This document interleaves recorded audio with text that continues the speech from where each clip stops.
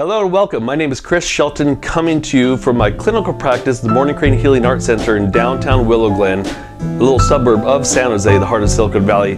Here coming to you with your DIY home remedies guide for health, happiness, and healing transformation. In my upcoming new book, actually it's going to be broken down into 3 books, we're talking about different diseases and how to fix it yourself. And one whole section, one book actually of its own, is on back problems. And do you realize that of all the diseases that I see, from flus, colds, cancer, fibromyalgia, Lyme disease, autoimmune diseases, back issues and neck issues are probably number 1. I mean, we see this over and over and over again. And I could not figure out why years ago, when I'm traveling around seeing these young basketball players that have a chance to play for the NBA, why they're being diagnosed with lumbar stenosis and being told that they'll never play basketball again. I find that totally absurd. And what it really is that it comes down to the emotional stress that's going on in our life. But in today's topic, I thought I'd talk about the upper part of the back, which is your cervical spine. And the cervical spine, this area controls your neck and your head movement. And these nerves that come out of the cervical spine actually radiate all the way down to the hands and the fingers. And a lot of times when we see people with neck and frozen shoulder issues, which is as a result of the cervical spine pinching off the nerves, probably because there's some type of stenosis. And if you saw my other video on lower back issues, a stenosis, just as a review, is anytime there's an opening and that opening closes. So like, for example, you could have a stenosis of the artery walls. Anyways, every single case that I've seen in my clinical practice for neck and shoulder issues, it always comes down to the same thing. Guess what? Emotional trauma that affects the heart. Now, unless you're doing jiu-jitsu and someone popped your shoulder out, or you were a pitcher and you popped your shoulder out, or you're playing football, someone popped your shoulder out, or you got into a car accident and immediately from the car accident your shoulder was popped out, or you couldn't move your head due to whiplash or whatever, then that's obviously a physical condition. But if you wake up in the morning and all of a sudden you realize, like, oh shoot, I can't turn my head, or I'm having limited range of motion in my shoulders, well, guess what? Think back to what was going on a day or a couple days or maybe even a week before, something that was going on in your life that you suppressed that actually showed up. So what's interesting is that here beside me I have these acupuncture charts, and these acupuncture charts, these acupuncture meridians are like rivers, and these rivers feed into the lakes, which are the internal organs of the body, and then the lakes feed into the 3 C's of energy, which are also referred to as the 3 dantians. We have our lower dantian, which is physical, middle dantian, which is mental emotional, upper dantian, which is spiritual. Though, as a little segue here, some people or some schools of thought will tell you that the lower and middle dantian is actually in the perineum in the Ming and the Ming men, and that is correct also, but that's a different type of practice than what I'm talking about here. Anyways, if you look at all the acupuncture meridians that feed from the hands or from the chest or from the face down into the hands or going up into the neck, all of these channels directly or indirectly connect back to the heart. So it could be something like you got into a fight with your spouse, suppressed it, your boss really pissed you off, suppressed it, somebody cut you off, suppressed it, stressed out about financial issues, your dog died, an animal had to be put to sleep, you had a breakup, a sudden breakup or a sudden loss in your life, and then all of a sudden you have this stiff neck. I'm telling you right now, it always comes back to emotions that affect the heart. And so the first step is to really look at what is going on in your life. And I had a client a couple years ago. He actually did a interview for me, his celebrity client, on this YouTube channel. And the celebrity client came in with cervical arthritis, and he had it for 3 years, to where you could actually see the cervical arthritis on the X-ray. So our friends in Chicago said, hey, look, before you have that surgery, why don't you fly out to San Jose and see our guy Chris Shelton and see if he could help you or not. And so reluctantly he did. I started asking him the Q&A. I said, okay, what was going on in your life 3 years ago, right before this showed up? And most people, they blame their mattress, they blame it on their trainer doing the wrong weightlifting routine or whatnot. And this gentleman said, well, you know what, I think what it is being stressed from being on tour caused it. Or he goes, you know what I think it is the way that I hold my guitar on stage. And this is what most people go to. They're trying to figure out, well, why did this neck pain show up? So guess what? Initially, it started off as frozen shoulder, neck issues, and because he didn't deal with it, it ended up turning up as channel pathology, which then started showing up as physical arthritis in his body. So anyway, so he paused and he thought about it. He goes, you know what, Chris? Actually, 2 weeks before this cervical issue showed up on me, my horse died. He said, my horse died, and then I went back on tour.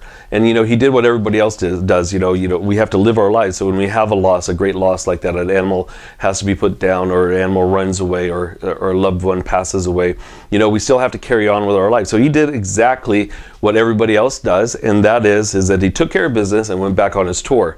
Well, guess what? His body said, okay, you know what, you can pretend like that didn't really affect you, but guess what, we're going to knock on your back door here, and we're going to show you as frozen shoulder and neck issues. And because it lasted for so long, it was quite fascinating that you could actually see from how this channel pathology created such a deficiency in the nerves that actually in the compression of the disc. So then what ended up happening is that the arthritis ended up showing up. And this gentleman, he's really funny because he said that I got rid of his arthritis in 30 minutes. And actually what happened was that I just facilitated his body to be able to release that trauma, but also him too having that mind-body connection as to what was going on and actually admitting it, you know, I think is really important. One of the things that I tell my clients when they come into the Morning Crane Healing Arts Center, both in San Jose, California, as well as in Burbank in the Los Angeles area, is that my job is not to force feed you that you have emotional things that have gone on in your life. Almost all the diseases that I see, except for, you know, the diseases obviously that come up from poor diet, drinking too much, not exercising, but almost all the diseases that I see come back to these emotions and how it actually affects these different internal organs. And these different internal organs have a greater functionality than what they do according to science. So when we're looking at the disease process, and in this case frozen shoulder or cervical issues, look at what's going on in your heart. Also too, if you think about it, what are you afraid to look at in your life that you can't now all of a sudden turn your head? Take a pause and digest that for a second. What are you afraid to look at? And acknowledge it. That's step number one. Acknowledge it, write it down, journal about it. And then the other thing that you do too is that if you do admit that realize that you have these or have this emotional issue that created this chronic pain, then the next thing to do would be to do the heart healing sound and the heart movement. Now the heart movement is very simple.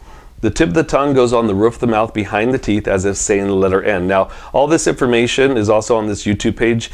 You click on the links below, as well as in my book, Qigong Total Health with the 5 Elements. Inside that book, it explains how to do these practices. So, step one, you're going to go ahead and place the tip of the tongue on the roof of the mouth behind the teeth as if saying the letter N. The breathing's through the nose. And as you inhale, I want you to imagine that there's a pink cloud filling up into the chest.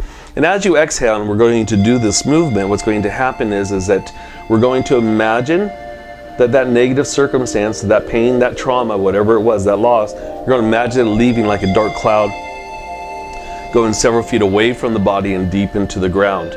So as I inhale, I'm going to imagine this pink cloud filling up into the chest. As I exhale, I'm going to imagine it coming out the pinky. And the reason why I'm going to imagine it coming out the pinky is because this is where the heart acupuncture meridian ends. So it actually begins in the armpit, comes all the way down here to the pinky, for which then it then connects to the small intestine meridian, which is the yang organ counterpart for the heart. And that then flows up into the neck. In fact, when we see patients or clients in clinic, the way that we clear the cervical issues, the frozen shoulders, we actually clear the small intestine as well as the large intestine meridian in the neck. So from here, I'm going to exhale and press, inhale and press. I'm going to look at that hand. I can also look at the lower hand too, because the lower hand works with what is known as the pericardium, and the pericardium is the sac that protects the heart.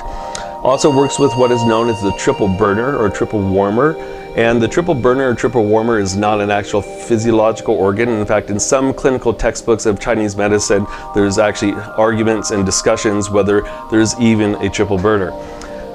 I tend to go on the old classics, like the Yellow Emperor's classics of difficulties, and the triple burner is not an actual organ, but what it does is if you think of all the internal organs in this visceral cavity, allows for us to monitor and for these internal organs to communicate with each other. So the middle burners, they consider this assimilation chamber. This is where we digest our food, or maceration chamber, they also call it. The upper burner is referred to as the mist. The lower burner is considered the drainage ditch, so where the waste is flushed out, but then the unused good stuff is then sent back up to the chest to be made into fluids for like between the skin and the muscles, etc. So I don't know, it's probably too much information, but I've given you everything that I can just to be able to empower you. Anyways, coming back to this heart move, I'm going to look at this upper hand first. Heart, small intestine, pericardium, triple burner, come back. And as I let go of this pain, whatever that pain is, I'm going to allow the virtue of love to take its place. Okay, so that's the first one. The next one is that if you know you're grieving something, now the heart is the emperor or empress of the body. It dictates how much of an emotion is going to be expressed or suppressed or cut off. And if you cut off the emotion, guess what? Your body's going to show you as a form of inflammation in some form or another. The body's going to win. So because of the heart-lung interconnectedness, now the lungs are affected by the emotions of grief, sadness, sorrow, and disappointment, and guilt and shame also fall into that as well too. The heart-lung network is so closely intertwined that whenever you have a grief or a loss of a loved one or something of that nature, or you're feeling shame or you're feeling some kind of guilt, well, guess what? It's going to attack the lungs, and then it's going to weaken the heart. And your lung acupuncture meridian starts on, or merges at the chest crease here and comes all the way down here to the thumb, for which it then connects to this large intestine meridian. Okay, and so when the lungs get affected by grief, sadness, or loss, then this will obstruct the acupuncture channel for the large intestine meridian, which is bilateral for all of these internal organs. And this is what creates this channel pathology, which creates the deficiency, which creates the pain. So the lung exercise, we're going to focus on the grief. Imagine a white or a silver cloud filling up into the chest. And as I inhale, I'm going to open up the chest. As I exhale, I'm going to imagine that grief leaving like a dark cloud, going several feet away from the body and down deep into the ground. Inhaling and exhale. Inhale and exhale. Inhale and exhale. Almost had a singing note in there as I'm using my lungs, my lung chi. I'm going to inhale, allow that courage to come in to take the place of the loss and the disappointment, okay? And then of course, like always, we'd finish by pulling down the heavens 3 times. So another practice that you go ahead and do is the lung clearing sound. And the lung clearing sound is the sound of like you're letting air out of a tire. And it's spelled S-S-S-S-S-S. And you're going to imagine a white cloud filling up into the chest. Feel the grief, feel the loss, feel the disappointment. And then as I exhale,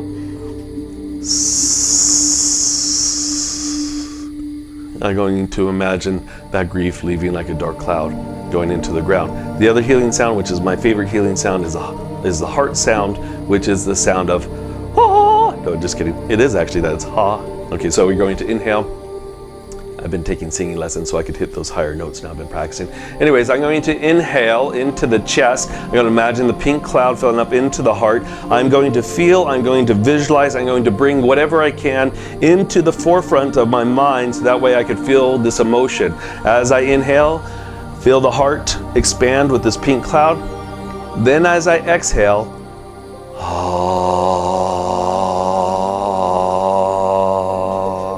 allow for it to leave like a dark cloud going several feet away from the body and deep into the ground. You're going to do this over and over and over again. And if you're in public and whatever the circumstance is that all of a sudden shows itself, or you start feeling this grief or this loss, or you get that stuck feeling in your throat, do the sound underneath your breath, inhaling.